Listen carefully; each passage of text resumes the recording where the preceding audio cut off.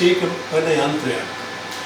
ඒ සමන් විසින් සැලසුම් කරලා නිෂ්පාදනය කරලා ඒකට අවශ්‍ය උපකරණ හොයාගෙන තමගේ තරුණ අවදීදීම කාර්මික ශිල්පියෙකු වශයෙන් ලලිත් පාලිත සිල්වා මහත්මයා චිත්‍රපට ලෝකයට සම්බන්ධ වෙනවා.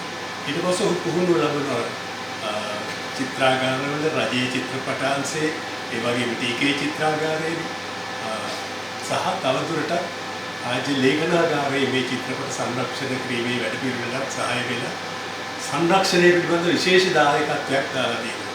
දැනට මේ වන විට චිත්‍රපට වාර්තා චිත්‍රපට 500ක් චිත්‍රපට 500ක් වාර්තා චිත්‍රපට 600ක් පමණ මේ යන්ත්‍රය තුලින් ඩිජිටලයිස් කරලා අනාගත පරම්පරාවට බලා ගන්න පුළුවන් විදිහට අපේ විශේෂයෙන්ම තරුණ පරම්පරාව අපේ පාසල් දරුවන්ගේ අධ්‍යයන කටයුතු සඳහා සම්බන්ධ කරගන්න පුළුවන් විදිහට දායක කරගන්න පුළුවන් විදිහට එතුමා මේ යන්ත්‍රය මගින් ඩිජිටලයිස් කරලා අපේ අනාගත පරම්පරාවට දායක කරලා තියෙනවා.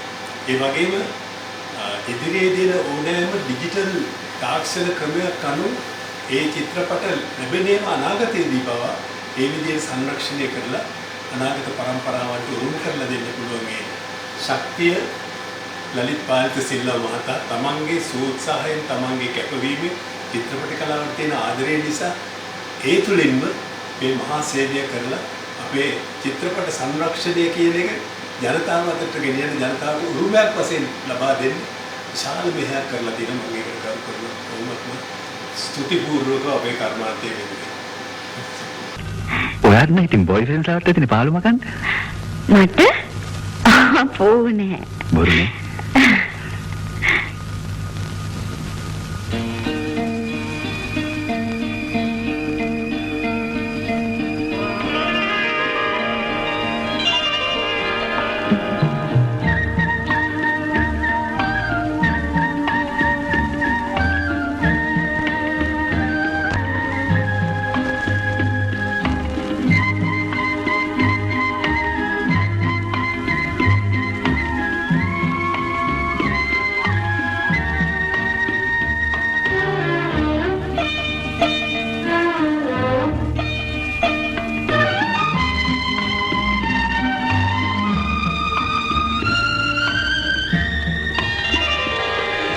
සීත අරනේ සුපුල් නාමල් සුවඳ ගැල්ලූ ජීවිතේ සීත හිමගිර සීත නොදැනේ දැනේ උණුසුම ආදරේ